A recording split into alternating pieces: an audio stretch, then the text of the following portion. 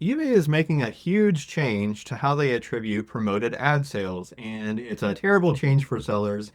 eBay admitted as much in a recent statement that sellers will need to take action now or expect their ad fees to go up in January. I want to talk about that change, what I've already implemented in my own eBay store to counteract that change, and what you can do in your own store or in your own eBay account to counteract this change.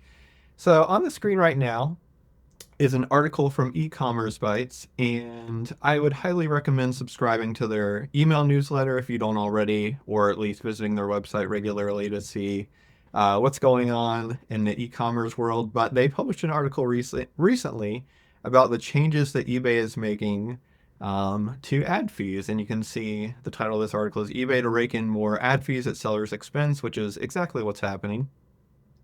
So the fee specifically, and they've been testing this in different markets over the last few months, and it's coming to the US in January. But what eBay is doing is going to charge an ad fee even when a buyer never clicks on any of the seller's promoted listings ads. So if somebody clicks on one of your ads and they clicked on one of your ads, if they click on one of your listings and they came to that listing from a promoted link or an ad, and anybody else visits that same listing and buys it within 30 days, that will now count as a promoted sale. And the sellers in other markets have seen significant increases in the amount of ad fees that they're paying. January 13th, 2026 is when this change is coming to the US. And you can see here, the statement from eBay is what was so surprising to me of how at least they're honest, but the statement from eBay should tell you you need to make changes. And again, they're just summarizing the change here. So an attributed sale will be when any buyer purchases the promoted item within 30 days of any click on the ad, regardless of whether the buyer themselves clicked on an ad. The item must be promoted at the time of click and the time of sale, and the seller will be charged the ad rate at the time of the sale. So eBay said we expect to see more sales being attributable to promoted listings that use a general campaign strategy, which is what most sellers from my experience use and what I use in my own store. I only use general campaign. As a result, general campaign spend may increase. We encourage sellers to monitor their ad performance and adjust their strategy accordingly. So eBay is basically telling you you're going to need to cut your ad rate if you don't want to be paying a lot more in fees. That's the non-PR talk of what eBay's telling you. And I took their advice to heart. So I recently cut my ad rate, and I want to show you my data to help give you some insight into what it may look like for your own business. And I know not everybody's store is the same. And if you're selling in different categories, you may have a lot different experience with cutting your ad rate. But I sell in the postcard category, and a lot of my items are more unique. And I'm not competing against a bunch of other sellers for specific items. So for a postcard, I might be the only seller online that has this particular image or this particular view. That's not uncommon for me. And when I do have some competition, usually it's maybe 4 or 5 other sellers. I try to list more uncommon or unique postcards, so it's not too often where I'm competing with dozens and dozens of sellers. So if you do sell in different categories, this advice may not apply to you, but this is what I've done for my own store. And this is over the last week. And this is the reason why I'm showing the last week. I'm going to get into what sold here in a minute. So if you're interested in what sold my eBay store the last week, stick around for that. But the reason why I'm showing the last week here is because that's the first full week of my reduction in ad rate. And it's the first week where you can kind of see the change. I made the change around the first of the month, which I'll be showing you those or that data here in a minute. But I thought the first week was interesting because you can see my total sales were essentially flat, up 0.3%. But what's really notable here is my net sales were up 6.4%. And that's because I cut my ad rate in half. So I did promote everything in my store at a flat 5% rate, and I cut that down to 2.5%, which is just above eBay's minimum promoted rate of 2%. And I know a lot of sellers may have been at the lower end of that already. But if you are 4% or higher, I highly recommend cutting your ad rate or even trying out not promoting at all for a little bit and seeing how that goes for you, which I'll talk about here in a minute. But I thought it was really notable that my total sales were about the same week over week, but my net sales went up so much. And that's not only because of the reduction in ad rate, but because so many more of my sales are coming from organic listings. And this right here is my promoted versus organic split over the last month. Like I said, I made that change around November 1st. Sorry, my big head's in the way. I made that change around November 1st. And you can see here the split of organic sales is much more significant starting November 1st. And my sales aren't really even affected. And you can see here, zooming in on that date specifically, this is since November 1st. You can see my total sales compared to that same period of time in October are up 4.7%. Some of that sales number being up is not due to me listing more. I've actually been listing a little bit less in my eBay store in November than I was at the beginning of October. I imagine that 4.7% increase is just due to seasonal changes and people are buying a little bit more as we get closer to the holidays. It could also be random for all I know, but total sales up 4.7% at the beginning of November, and net sales are up 6.0%, so up a little bit more there due to me paying less in ad fees. My quantity sold is up quite a bit, almost 20%, and my average sales price per item is down 12.6%. And I can tell you what that's from. That's just because I haven't been listing as high quality of stuff. I've been listing back stock that I've been meaning to get around to list for the last couple of years. So the quality of inventory getting listed isn't quite the same as it was in the previous period of time, which is why my average sales price per item is down a little bit. But overall, I'm really happy with the change here and how many more of my sales are coming from promoted listings. And you can see here, this is since I made the change, and it's such a huge increase in organic sales and such a big decline in promoted sales. And if you've been thinking about making a change, let this video be the kick in the pants to get started and make a change in your own store, because I saw a huge increase in organic sales. And I think this, and you can never definitively prove anything unless you work at eBay and you know exactly how the promoted ad listings algorithm works. And yeah, only engineers at eBay know exactly how it works. But this to me is evidence that promoting items takes away what would have been organic sales. And I don't wait any amount of time to promote listings in my store, mainly due to laziness. I don't want to have to say, hey, I'm going to wait 100 days to promote an item and then remember which items are 100 days old and then go back and promote. I don't want to mess with any of that. So I just promote every single item in my store right after I list it. And lowering my ad rate does definitely mean that my ads are getting seen less. But that means that my organic listings are getting seen more because buyers are searching for my items, whether they're promoted or not. And those buyers are determined to find those items, whether they're promoted or not on eBay. And the data that I have so far, this has only been 10 days. This isn't conclusive, but I would expect this to stay pretty consistent. And my store is a much larger store, so it's not like I'm selling one item per day and telling you, yeah, well, I haven't seen any change in sales. I've been doing about 30 items a day over the last week, and since I made this change, and I can say that for my own store, I've seen a huge increase in organic traffic and organic sales, which has been just phenomenal. And the increase is 42.7% in just sales. And organic is now, over the last 10 days since the beginning of November, making up 65% of my sales, and promoted is down to 35% of my sales. Before that was about a 50-50 split. It was even tilting more towards promoted sales in recent months. So I'm really, really happy with that 65 to 35 split there. Now, a caveat here, I don't expect this to continue. So with the change that eBay is making, they're going to try to attribute everything they can to promoted sales. So I expect the promoted sales numbers to go back up, but I'm going to enjoy the last couple months I have of this until eBay implements the change in January. And even if 100% of my sales come from promoted listings, I will be paying about the same in ad fees as I was before, since I was promoting at 5% before and a little over 50% of my sales were from promoted listings.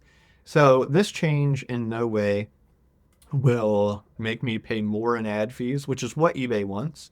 eBay wants to squeeze more ad fees out of you, and they said as much in their quote that I read you earlier. But don't let them do that. Don't let eBay win, and I highly recommend reducing your ad rate and trying out different ad strategies. And again, if you don't want to take it from me, just take it from the mouth of eBay itself that said you may need to make, or sellers may need to make changes to their strategies if they don't want to be paying more in ad fees. So there's no better time than the present. And if you've been wondering what a change would look like for you, let this video be the inspiration for you to make a change in your own store. All right, and for all my postcard people, or for my postcard curious people, I do want to talk about what sold this last week now. This here, I showed this page earlier, but this is my sales page for the last week. You can see my total sales, $28.92.49, very consistent. And I want to talk about for a minute here because I've seen, or somebody asked a question in my Discord, I think it was a few days ago, but they said, has anybody else noticed a pretty big decrease in sales over the last week or so? And a few people said that they had. Some people said their sales were doing better, which is pretty common. But one thing that I noticed, and one thing that I want to warn sellers about specifically in the postcard category or in other ephemera categories where items are slower sellers, be careful about inferring too much from changes in your store when it's still a smaller store. If you're selling 1 or 2 items per day or even less, and that maybe increases a lot to 2 or 3 items per day or decreases a lot to 0 or 1 items per day, don't read anything into that necessarily, because you can't really tell if a change is because of something you did or if it's just random until your store is much larger. And I just thought of that because my total sales numbers are really consistent week to week. And if my sales numbers from one week are much higher or much lower, I almost always know the reason why that is. And it's usually, if my sales are much lower, it's usually because I wasn't listing or I took a vacation and put my store in time away mode. If my sales are much higher, it's usually because I was listing more or I'm listing better stuff. And without either of those things, my sales are what you see this week. Like, they're very, very consistent from one week to the next. I mean, 0.3%, you can't get more consistent than that. I would say if you do have a smaller store and the volume that you're selling is not that big, and you're thinking, hey, what am I doing wrong? Because I'm listing every single day and my sales just aren't picking up. In fact, my sales crashed last week, even though I'm still listing every single day. I'd say it's probably because you just don't have the amount listed yet to get consistent sales. And just keep listing, keep at it, and eventually you'll get to a level where your sales are really predictable week to week. And are there some weeks that are more down than other weeks? Yes. But I can almost always pinpoint something I did that week that caused a decrease in sales.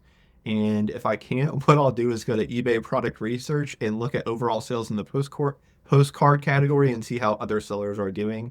If other sellers are doing fine, then I'll think, oh, it's just random. I just had a little bit of a bad week. And if other sellers are also down, then I'll get comforted, or I'll feel comforted knowing that other sellers are down just as much as I am. But yeah, I really wouldn't worry about consistency until until you're getting at least 10 sales per day on eBay. I wouldn't worry about huge fluctuations in your sales from week to week because you really can't infer much from that at all until your store is a much larger size. And I do think it is worth looking into when you do have those fluctuations. And if I have big changes in my average sales per week, I definitely look into it. But yeah, I've never had a week where my sales are down probably even 30% or more, and I can't explain it by something I did. This last week, again, sorry for the tangent there, sidebar. Total sales $28.92.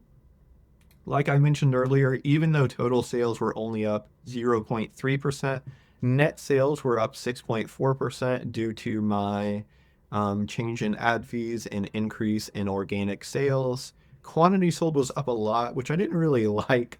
I've said in previous What Sold videos, my goal is to sell 20 postcards per day, which is 140 a week. And in weeks where I haven't hit that 140 mark, I've been a little sad and been like, well, I had a great week in sales, but I didn't sell the amount I wanted per day. And I'd like to take that back and say that I only want to sell 140 per day, but I want my average sales price per item to go up. No, it's the grass is always greener on the other side, and that's what I experienced this last week when I had to ship out postcards this morning, and I had, I think, 81 orders to ship out over the weekend, which has been a significant increase from what it has been in weekends prior, where I had like 40 or 50 orders over the weekend. But yeah, the sales price per item being down made up for the increase in quantity sold, $14.39. And like I said earlier, that's just because I'm not listing a lot of high quality stuff in my store right now. Don't get me wrong, I'm still listing decent stuff. My average listed price is still around that $10 to $15 range. But in weeks prior, in really average, or in weeks where my average sales price was really high, I listed a lot of postcards that were 50, even $100 or more, and I just haven't been listing any of those the last few weeks. But I hope that will change when I go to York in just a little over a week, and I hope to get a lot of good inventory at York to list. But yeah, overall, I'm still really, really happy with my sales. The only complaint I have is that quantity is a little bit higher than I'd like it to be, and average sale price per item is a little bit lower. But as you can see, every day was pretty good. Monday, so I'm gonna have to look at this screen. 279.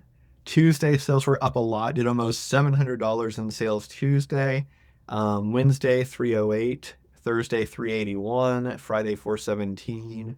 Saturday 563. Sundays are usually one of my lower days of the week, and that was the case yesterday as well. Did 289, but still really, really happy with my sales, and have some great postcards to show you this week, and a non-postcard at the end of the video, which am excited to talk about, because I don't think I've ever shown anything in this video that wasn't a postcard I think I've had like one photograph that I've shown in the video and maybe a handful of trade cards, but I've never shown an actual non-postcard item in one of my what sold videos. So excited to talk about that.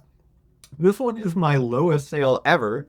This postcard sold for, and I just noticed in the condition description I put that, so I didn't need to refund the buyer necessarily, but I did anyway because the postcard was kind of falling apart. And if I wouldn't have listed this postcard again, I'll just put it that way. It was a long time ago that I listed this one. I did put in the condition description, damaged front and back of postcard is separating, which when I pulled the order, I could definitely see that was the case. And this postcard is basically just falling apart, and it's not one that I wanted or would have listed. And what I did, since it's just $3.22, I just refunded the buyer in full and I shipped it on anyway. And I sent him a message that said, hey, I'm refunding this postcard because it is damaged and the glue is dissolving that held the postcard together. So it doesn't feel as thick as a normal postcard does, and it feels really floppy. But I'm still going to send you the postcard. I just don't want to charge you for a postcard in this condition. So that's what I did for that. And I think this is my lowest sale ever. It's going to be hard to beat $0. Actually, I don't think you can beat $0, because I don't think eBay will let you refund more than the purchase price. So this will be my lowest sale ever. This one I sold for infinitely more than the last postcard. And this one's really funny because I don't know where I got this postcard from. I don't know how I thought it was how or why I thought this was Garfield, New Jersey. The SKU is not even in the item description is not even showing up, but this postcard is old. This was in, I believe, my first box of postcards that I listed, so the SKU is probably under 2,000. I think it was like maybe 1,100 something. This one I listed for $3.99. It does look like a military parade of some sort. World War I victory parade is what I called it. No idea where I got that from. Garfield, New Jersey. No idea where Garfield, New Jersey came from. There's no information on the back. The up and down arrows means this was from, I think it's 1918 to 1930 is what that means. So the time frame of a World War I victory parade would work here. But yeah, I don't really know. I'm glad somebody bought it. Somebody sent me an offer of $2, and I thought it was funny that this postcard was still floating around out there, and I took their $2 offer. And I hope they enjoy it. I don't know exactly where the buyer's located. I forgot to look, but hopefully they're not counting on this being Garfield, New Jersey. And for $2, I assume they're not. And getting into some better postcards, this one I just thought was cool. This is the 23rd Annual Academy Award Oscars, and which they're still doing. I'm not much of a movie buff, which I think these are for movies and not TV shows. But a lot of people are, and these postcards aren't super common. I did have one or two others I listed for different years or from different years. This one is from 1951, as you can see there, and it was up long enough to go on sale for 25% off and sold for $11.21. This is a cool postcard, and I don't list too many of these postcards or too many postcards like this. And what I mean by like this is a Christmas postcard without Santa Claus. I really tend to only list Christmas postcards with Santas unless they're a really unique scene. And this one, in my mind, qualified for that. You have some elves pulling and I just noticed in the title I said donket instead of donkey. So, oh yeah, the T and the Y are next to each other on the keyboards. The fat fingers striking again. Elf riding a donket, pulling a cart, money bags. And this one, they did a lot of similar scenes with New Year's postcards too. And it was usually, and is elf even a politically correct term anymore? I don't know. Maybe they're called gnomes or polar little people. But it's a common theme with New Year's postcards. You'd have a lot of little people with pointy hats and a lot of bags of money. This one was a Christmas one, and I don't think I've ever seen them pulling a cart like that. I just thought it was pretty cool. I probably could have put something on the title about them, like delivering bags of mail, and because that's what it looks like they're doing. And if I would have spelled donkey right, maybe it could have sold a little bit more. One notable thing about this, you can see I put it in a carrier sheet because it has glitter on it, and I don't know of anywhere you can buy carrier sheets. And I would recommend doing this yourself whenever you get a postcard lot that has postcards in these type of sleeves to just save them and reuse them as long as they're in good condition.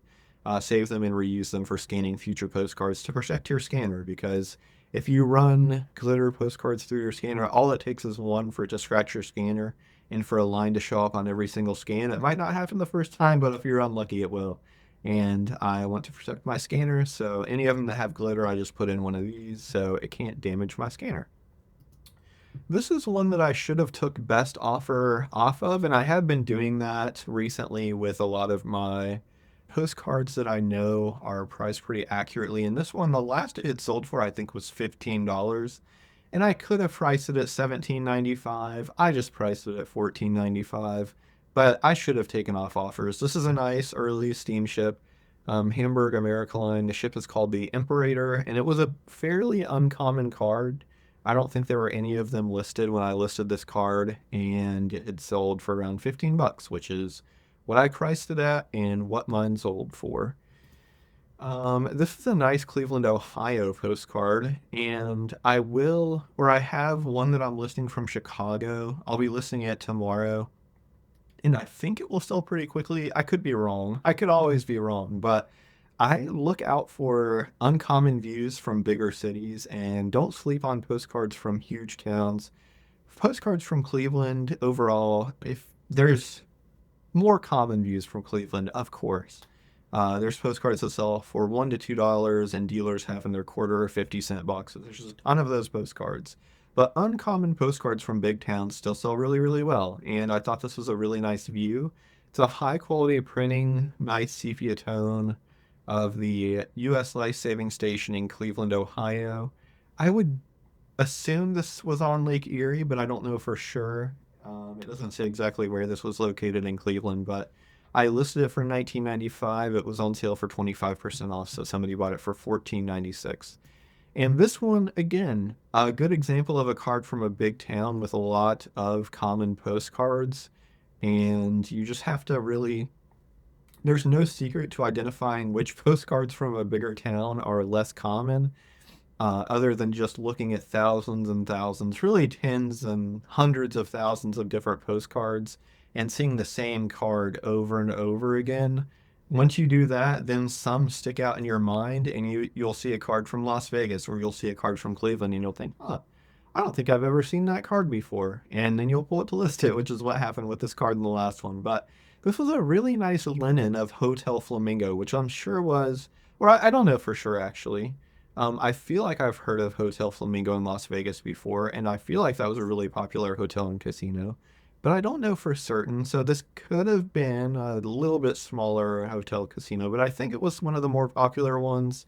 At least they have that big tower back there that you can see in the back of the postcard or in the background of the postcard. This one, though, I couldn't have I couldn't remember having seen a linen view of this hotel before. Feel like I've seen hundreds of chrome postcards of Hotel Flamingo, but I couldn't put my finger on this linen postcard. So that's why I pulled it to list, and it was a little bit more uncommon. Maybe I should have turned off offers on this one too, because it had sold for around 20 bucks before, but I left them on, sold on a 15% off offer for $16.96. And again, I guess that's just the theme of this video. Louisville is a fairly big town in Kentucky, and I don't list a lot of linen postcards. I say that as the last two postcards are just linen, but I don't list a lot of the more common linen postcards. I look out for the linen postcards that I don't think I've seen before and that have something a little bit unique about them. And what was unique about this postcard is it's of a distillery or a distilling company. Harper Bernheim Distilling Co., Louisville, Kentucky. Bourbon, that's a really good keyword. People are always on the lookout for bourbon related stuff, which I think, and I don't know for sure, I get confused on this. So if somebody knows any better in the comments, please correct me. But I think Kentucky is the only state that can use bourbon, or bourbon has to be grown in a certain part of the country, something like that. Bourbon is maybe a whiskey that's only grown in Kentucky, something like that. I'm sure I'm a little bit wrong. Somebody that knows better, please correct me. But I took $17 for this one and was happy with that sale. Pre-prohibition distilling or brewing stuff usually does even better, especially if it's a smaller brewery or distillery. This one, for being after prohibition, I think did really well with the $17. And I got it. I swear I did not know this before I started recording this video, how many were going to be linen postcards from bigger towns, but it really is the theme of the video. This is Lakeside Park, Denver, Colorado, which is a amusement park in Denver. Really nice postcard of the train here. Silver Speed, but it's almost like a miniature, not super miniature, half miniature train for people to go through when they go to the amusement park. I got this, and I don't know where exactly I got it from, but I know that when I found this card, there were a lot of other Lakeside Park cards with it, and I listed all of them just because, again, I'm not super big on linen cards, but amusement parks I know sell really, really well. Even if they're more common, they still sell pretty quickly if you have them priced right. So any amusement parks I'm usually going to list. This one was a little bit more uncommon, so priced at $19.95, and that is what it sold for. And this one, moving on to, it's still a big town, but moving on to an older card, not a linen. This is a real photo postcard from the 1913 flood in Columbus, Ohio. And what was unique about this, I got this in a collection of Ohio recently, and there were a lot of other Columbus flood postcards and real photos with it. And this is, I believe, the first one to sell. And the reason for that is there is a man on crutches, an amputee. You can see they have just one leg. So presumably they were injured in the flood and they went back to the scene days or weeks later to pose for a picture in front of the house which was destroyed. Probably days. I don't know how long they would leave the house looking like that, but it also says on the front all that is left of the family and home, which is really sad. So this person lived in this house and I don't know for certain that they were injured in the flood, but I presume that their injury came from the flood. The keyword there is amputee. Postcards featuring amputees are really uncommon and they are collectible. You have a lot of amputees who were injured in war, obviously, Civil War veterans, World War I veterans, or veterans of other wars that lost a limb. But those postcards are unusual and collectible. And that one sold for $19.95. Yes, just had to make sure. $19.95 is what it went for. This is a really cool, again, bigger city. Did I just sell postcards from big cities this last week? I don't know if I have. I don't think I have, except for, Yeah, I don't think I have any small town postcards in this what sold video, which is kind of crazy because I usually, or I say that I specialize in smaller towns, and I like to look for small town postcards, but I guess this video will be evidence of how much I love unique big city postcards. Maybe I can make that a tagline. Specializes in small town views from big cities. I don't know. It's something like that. Uncommon views from big towns. But this one was a cool one from Miami Beach. It's the Chevy Chase by the Sea Apartments. And I couldn't find any record of this apartment building, which was basically motel rooms that I think you would rent for a longer. They were extended stay motels, basically, is my understanding of what they called apartments at the time. But yeah, I couldn't find anything about this. Listed it for $39.95. Somebody sent me an offer of $34, which I accepted. And I accepted that because that's in the range. That's a little bit less than 15% off, and that's what I'll send as an offer. But when I got that offer soon after I listed it, it did kind of make me wish that I had listed it a little bit higher, maybe $44.95, and then I could have sold it around the $40 range. But still a pretty good sale for an uncommon view from a big city. And okay, this is a smaller town. There we go. We have one in this video at least. I think Elkhart, Indiana is it's not the smallest, but it's smaller than all the other towns, I think. This is the Christiana Country Club Golf Grounds, Elkhart, Indiana. And I went back and forth with this one, and I think well, I know I made the right decision. Now that it's sold, I can say that. But this view, I could not find having sold before any record of it online. But I did find a different view, a different real photo view from this golf country club in Elkhart that had sold for around $20 or less. And then I found on WorthPoint one that had sold a while ago for a bit more. And I had this one priced at $19.95 and I changed it to $39.95 because I thought, you know what? I think this is the more uncommon view of the two. And even though that other real photo from this golf country club is selling for $20, $18, I'm going to price mine higher because I can't find the same view. And I'm glad I did because somebody sent me an offer of $35 on that card, which is what it sold for. Happy to get that. And I know some sellers, you have to be, again, this is something that you just have to sell tens of thousands of cards to really get a good feel of how to do. But there are situations where if a view's a little bit different, you can charge more. And there are also situations where if a view's a little bit different, no collector is going to be willing to pay more. And you just have to do it a lot to determine what those situations are. And I think I've got a pretty good grasp on it. I don't think I'm perfect. I'm sure I underprice certain postcards and I overprice certain postcards, but I'm glad I got this one right. These next are all from Philadelphia. Again, I did not know that was going to be the theme of this video, but these are uncommon views from big cities. Interior St. Francis Church, and I believe all of these are Catholic churches because that's what the collector told me they were buying. Some of them said Catholic Church on it, which I put in the title. Some of them did not, and just said, like this one, St. Francis Church. But I'm pretty sure they're all Catholic churches. A nice real photo. All of these I took offers for of $38. So this one sold for $38. This one sold for $38, another nice church interior. And this one also sold for $38. And this is kind of like a right after it was constructed, or still it looks like construction's still in progress there at the Corpus Christi, and it says Catholic on that one. So all of those, and I've had a buyer recently buying a lot of my uncommon Philadelphia church postcards, I think all Catholic churches. And I just happened to have a lot of them. They were all pretty much in the same box when I was pulling the order, so I'm sure I got them from the same collection. I wish I knew exactly, or wish I remembered exactly when and where I bought it, but I'm sure this collection has been paid off many times over. And that's the incredible part of listing postcards. I listed these 2022, possibly 2023. So these postcards have been listed for a good 2 or 3 years. And I don't know, he's bought several large orders for me over the last couple weeks. So I've made maybe $200 to $300 from postcards that I listed 2 to 3 years ago, from work I did 2 to 3 years ago.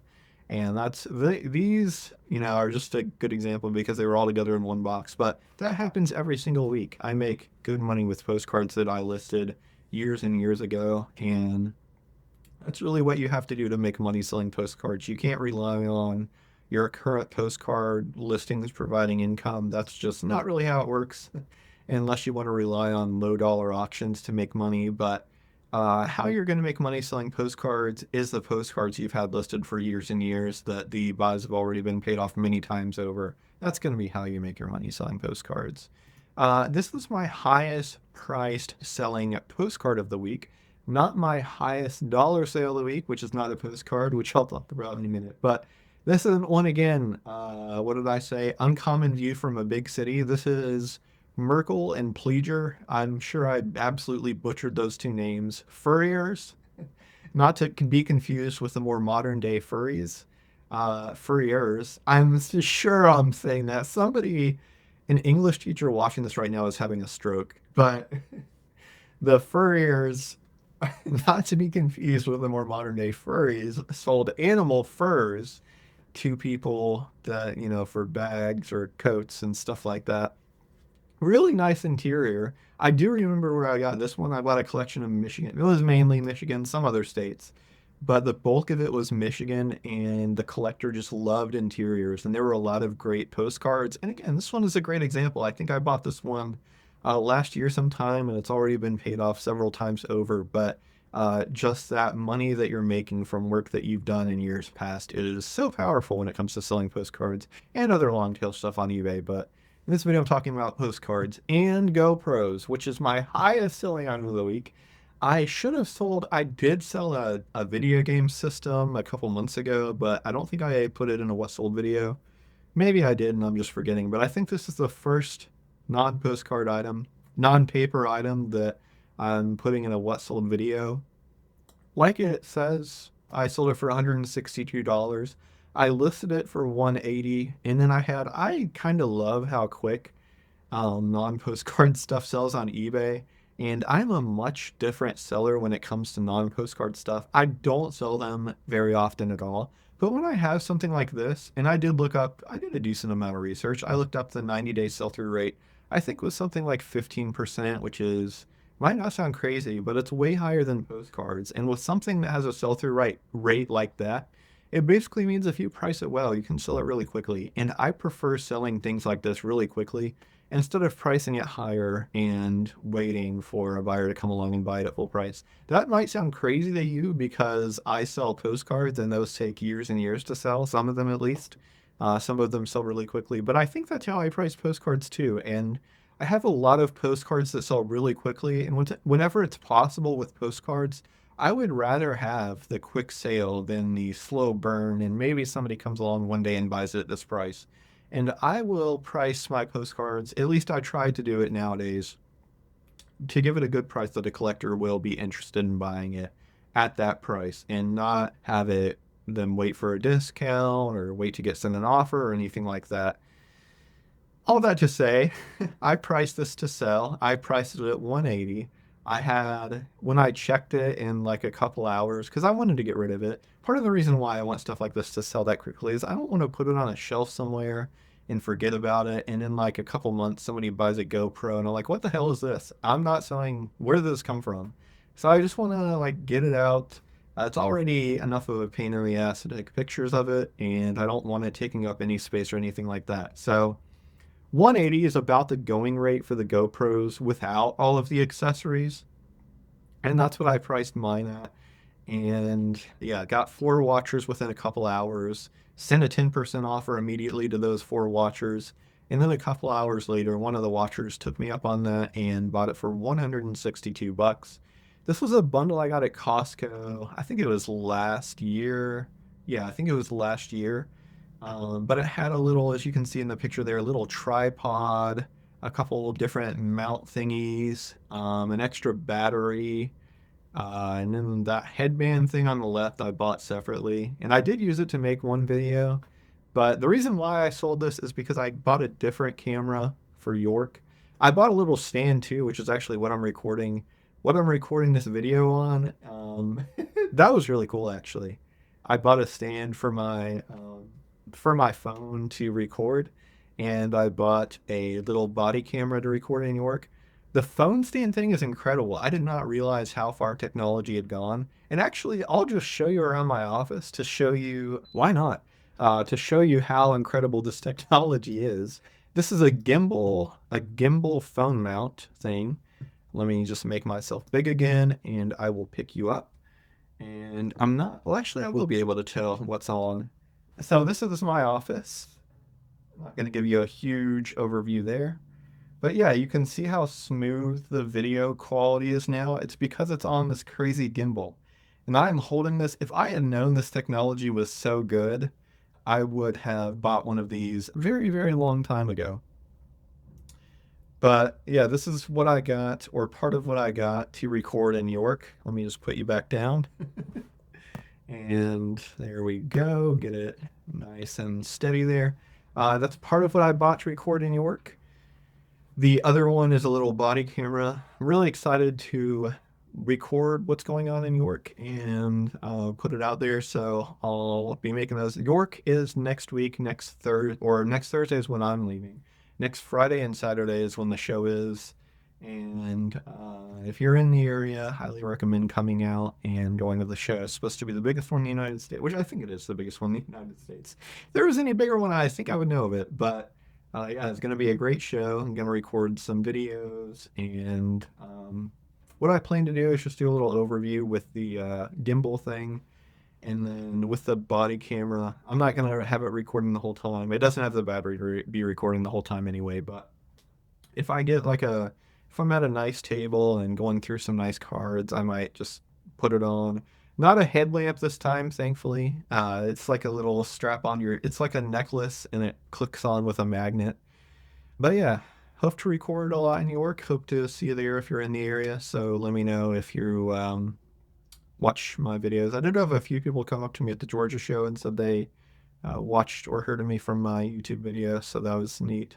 My voice is getting hoarse. This video has gone on too long. I will be live on YouTube tomorrow at 2:30 Eastern Time.